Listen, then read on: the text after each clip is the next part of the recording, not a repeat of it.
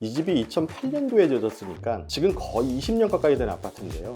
이 정도 연식이라면 공사 전에 반드시 확인해야 할 몇 가지가 있습니다. 이것만 잘 확인하셔도 인테리어 벽 앞자리가 달라질 수 있어요. 안녕하세요. 아달라 대표 박장호입니다. 요즘 인테리어 벽이 정말 많이 비싸졌어요. 제가 인테리어 시작한 지 30년 전만 해도 30평대 아파트 인테리어 하는데 3천만 원 정도면 충분했거든요. 그런데 요즘은 1억 2억도 우스운 시대가 됐습니다. 인건비도 많이 올랐고 자재비 또한 많이 올랐고 무엇보다도 소비자의 눈높이도 굉장히 고급화됐기 때문에 비용이 오르는 건 필연적인 문제라고 생각해요. 다만 모두가 SNS에 보이는 고급스러운 집, 하이엔드 인테리어 이런 걸 할 필요는 없습니다. 제가 오늘 나와 있는 현장은 잠실 파크리오 33평인데요. 여기가 평당 270만 원 정도 들었는데 합리적인 비용으로 최대한의 효율을 뽑는 방법을 자세하게 알려드릴게요. 고급공사, 일반공사가 어떤 그림으로 달라지는지, 내가 원하는 디자인의 인테리어 하려면 최소한 어느 정도 비용이 필요한지 이 영상을 끝까지 보시면 모두가 알게 되실 겁니다. 좋아요, 구독 먼저 눌러주시고 자, 시작해 볼게요. 이 집이 2008년도에 지어졌으니까 지금 거의 20년 가까이 된 아파트인데요. 이 정도 연식이라면 공사 전에 반드시 확인해야 할 몇 가지가 있습니다. 이것만 잘 확인하셔도 인테리어 벽 앞자리가 달라질 수 있어요. 먼저 기능적인 부분에는 이 세 가지만 확인하세요. 첫째는 샤시입니다. 20년 전후 아파트면 무조건 샤시를 교체해야 된다고 말씀하시는 분들도 있는데 저는 반대입니다. 샤시는 전체 교체를 하게 될 경우 단일 품목 중에선 금액이 가장 큰 편에 속해요. 30평대 아파트 샤시를 전체 교체하면 비용이 대략 1,400만 원 정도 나와요. 샤시는 기능적인 측면이 중요한데 단열이나 방음 기능에 문제가 없다면 샤시틀 색상만 필름으로 리폼하는 걸 추천합니다. 이렇게 하면 비용이 한 400만 원 정도 드는데 전체 교체하는 것보다 1,000만 원 정도를 세이브할 수 있는 거예요. 파크리오는 예전 필름 색상이 짙은 나무 색깔이라 보통 화이트 톤으로 많이 바꿉니다. 샤시를 컬러만 바꿔도 집안 분위기가 정말 환해집니다. 제가 파크리오 30평대 공사를 정말 많이 해봤는데요. 아직까지 샤시를 전체 교환한 집은 없었어요. 앞으로 10년 정도는 끄떡없다고 봅니다. 샤시 기능에 문제가 있는지 없는지는 어떻게 판단하나요? 공사 전에 현장 점검할 때 꼭 샤시를 열었다 닫았다 해보세요. 여닫을 때 묵직한 느낌이 들거나 덜컹거리는 경우, 모여를 만졌을 때 바스러지거나 담금 장치를 작동해봤는데 뻑뻑하고 체결이 잘 안되는 경우는 교체해야 하고, 그렇지 않다면 그냥 써도 됩니다. 두 번째는 결로와 누수인데요. 만약 우리 집에 이런 흔적이 보인다면 기초 공사를 반드시 꼼꼼하게 해야 됩니다. 일단 결로와 누수를 확인하려면 외벽에 매는 벽체나 발코니 쪽 벽체를 꼭 확인하셔야 되는데요. 벽지에 물이 젖었던 것 같은 오염 자국이 있거나 마루 바닥재가 다른 곳보다 짙어졌다면 결로나 누수를 인한 흔적이라고 볼 수 있어요. 특히 벽체 쪽 곰팡이가 보인다면 인테리어 공사할 때 벽체 단열을 꼼꼼히 해야 이런 문제를 반복하지 않습니다. 이때 제대로 작업하지 않으면 살면서 곰팡이가 생겨서 이중으로 돈을 쓰게 될 수 있어요. 이 현장은 타워형 아파트인데요. 라운드 구조로 되어 있어서 햇빛이 워낙 잘 들고 후면부도 외벽이 아니라서 결로나 누수는 특별히 보이지 않았어요. 이 집처럼 컨디션이 나쁘지 않다면 별도로 단열에 큰 비용을 투자할 필요는 없습니다. 세 번째는 분배기인데요. 분배기는 대부분 20년을 넘어가면 녹화 현상이 생기는데요. 이렇게 녹화가 되어 있거나 분배기에 물이 뚝뚝 떨어져서 바닥에 젖었다면 분배기를 교체해야 합니다. 분배기 교체는 대략 80만 원 내외인데요. 교체만 하는 거라면 살면서도 가능한 공사입니다. 다행히도 이 현장은 분배기 상태가 괜찮아서 그대로 쓸 수 있었는데요. 분배기 교체가 필요하다면 이왕 공사하는 김에 같이 하는 게 좋으니 반드시 꼭 점검해 보세요. 그 다음 디자인적인 이야기도 해보면 전체적인 디자인의 분위기를 가장 크게 좌우하는 게 마감재인데 무조건 다 고급 마감재를 고집할 필요는 없습니다.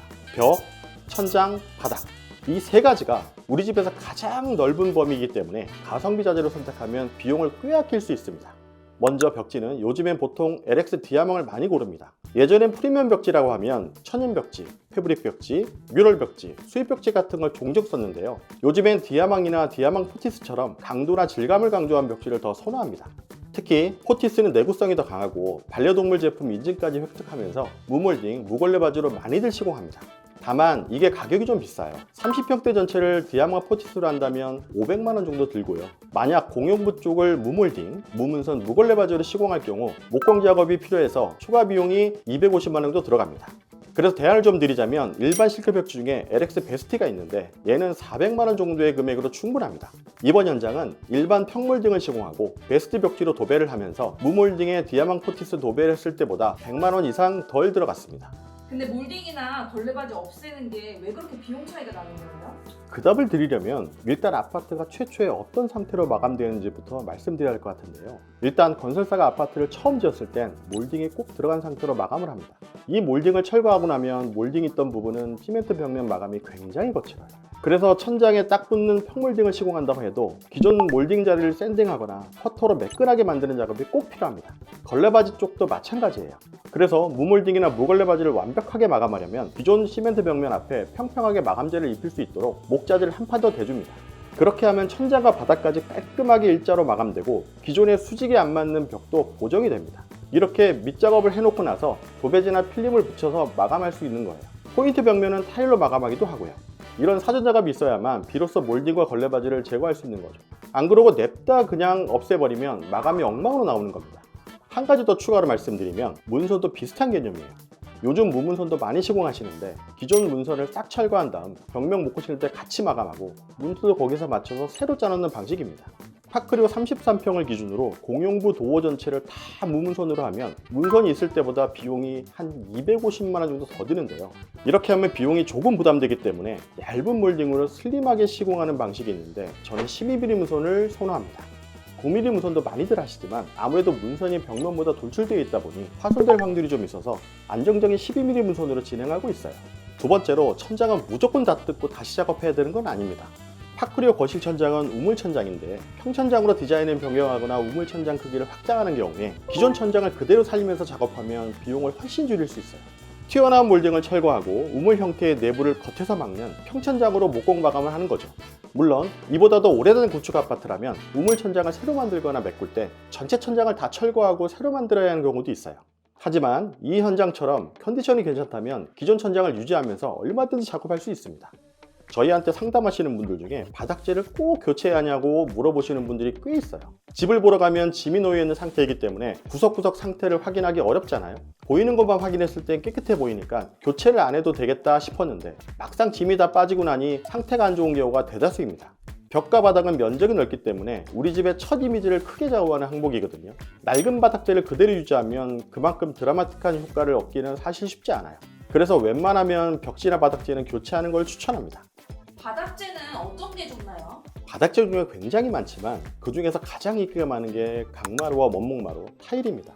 마루와 타일은 물성 자체가 다르고 느껴지는 분위기도 많이 달라요. 따뜻한 느낌을 원할 땐 마루를 선택하시고 모던한 이미지를 원하시는 분들은 타일을 선호하시는데요. 마루를 기준으로 말씀드리면 요즘 원목마루 쓰시는 분들이 많아졌지만 사실 강마루도 충분합니다. 왜냐하면 강마루 품질이 정말 많이 올라왔어요. 예전엔 좁은 폭으로만 나왔지만 요즘엔 광폭 강마루가 많이 나오거든요. 타일형 강마루도 나오고요. 가장 가심비가 좋은 제품은 타일형 강마루보다 광폭 강마루입니다. 지금 보시는 게 구정 강마루 제품인데 비용이 490만 원 정도 들었어요. 만약 여기를 전체 타일형 강마루로 했다면 570만 원 정도 될 텐데 80만 원 정도 아낀 셈이죠. 그리고 여기에 한 가지를 더 추가하면 인테리어 시공 항목 중에 샤시 다음으로 견적이 가장 높은 부분이 가구와 욕실이거든요. 특히 욕실 같은 경우는 타일을 굳이 이태리산으로 고집할 필요 없어요. 요즘 중국산 타일도 워낙 잘 나오고 막상 시공해보면 퀄리티나 디자인도 큰 차이가 없습니다. 요즘 보통 600에 1200각 타일을 많이 사용하시는데요. 이태리산 타일을 보면 회배당 6만원 내외예요. 비슷한 중국산 타일을 했을 경우 4만원 정도 됩니다. 그럼 30평대 욕실 2칸 벽체를 중국산 시공했을 때 500만원 내외로 비용이 드는 거죠. 이거는 자재와 시공비를 포함하고 졸리코터 들어가는 비용입니다. 어쨌든 이태리산 타일보다 200만원 내외는 세이브할 수 있는 겁니다. 근데 다 기본으로 하면 좀 밋밋하지 않을까요? 그래서 선택과 집중이 필요한 거예요. 앞에서 아낀 돈을 여기서 쓰면 우리 집의 가치가 달라 보입니다. 이 집에서 가장 포인트를 준 공간은 주방입니다. 거실과 주방이 하나의 공간처럼 연결되어 있는 형태이기 때문에 공용부에서 눈에 띄는 주방에 힘을 싣기로 했어요. 주방에서 힘주기 좋은 아이템이 바로 상판이에요. 상판 자재를 세라믹으로 하면 고급스러운 느낌을 주기 좋습니다. 상판 자재 중에 가장 기본이라고 볼 수 있는 게 인조 대리석이거든요. 만약에 인조 대리석을 했다면 비용이 한 280만 원 내외 정도 들었을 텐데 세라믹으로 변경하면서 한 700만 원 정도 비용이 나왔어요. 2배 이상 세라믹이 비싸지만 그만큼 돈값을 하는 자재라고 생각합니다. 세라믹은 원장 단위로 주문하기 때문에 남은 자재를 곳곳에 활용할 수 있었어요. 여기 같은 경우엔 현관 벽체에 세라믹으로 포인트홀을 만들어서 디자인을 한층 끌어올렸습니다. 그리고 하드웨어도 중요해요. 서랍이나 경첩 같은 하드웨어는 좀 비싸도 불룸 같은 고급 제품을 써야 오랫동안 문제없이 쓸 수 있어요. 조명도 동그란 다운라이트만 쓰는 것보다 사각 멀티메입이나 라인 조명 같은 여러가지 조명을 섞어주면 훨씬 입체적이고 고급스럽게 천장 기획을 할 수 있어요. 한 가지 더 팁을 드리면 유리를 아무거나 쓰면 안 됩니다. 이 현장은 현관 중문이랑 안방 욕실 파티션에 유리를 적용했는데 일반적인 모로유리는 약간 녹색빛이 돌거든요. 이게 철성분 때문에 그런 건데 묘하게 이 초록빛이 촌티가 납니다. 대신 완전히 투명한 백유리를 시공하면 훨씬 고급스럽게 연출할 수 있어요. 물론 비용은 2배 더 비쌉니다. 그래도 일반 모리유리가 들어갔다면 별로 안 예뻤을 것 같아요. 그럼 이제부터 본격적으로 이 집이 얼마나 달라졌는지 현관부터 한번 쭉 보여드릴게요. 화려하지 않아도 고급스러운 현관은 이렇게 만드시면 됩니다. 예전 현관은 우리가 흔히 만나는 전형적인 기본 현관이었어요. 바닥은 어두운 계열의 대리석 타일에 상당히 때가 많이 탄 상태였고요. 왼쪽 벽에는 전신 거울이 설치되어 있는데 거울 두께만큼 벽에 튀어나 있었어요. 이런 것들만 잘 정리해줘도 현관이 훨씬 넓어 보이고 세련돼 보여요. 먼저 바닥재는 넓고 시원한 느낌이 들도록 600에 1200각 대형 타일로 시공했습니다. 전신 거울은 벽체의 목공을 마감하면서 1대1로 단체 없이 매끈하게 마감했고요. 현관문 양쪽의 너비를 동일하게 맞춰주면서 내구성이 좋은 필름으로 시공했습니다. 신발장은 몰딩 없이 심플하게 제작했는데 도브 화이트 무광 패트 소재예요. 하부를 띄워서 조명을 넣었더니 훨씬 따뜻한 느낌의 현관이 완성됐습니다. 전신 거울 옆쪽에는 아까 말씀드린 세라믹 포인트 월이 있어요. 주방 상판과 동일한 자재이기 때문에 현관부터 우리 집의 분위기를 예고편처럼 미리 가늠할 수 있죠. 가운데에는 차키같이 작은 소지품을 올려놓을 수 있게 무지 선반을 달았고 상부에는 포인트로 벽등을 적용했습니다.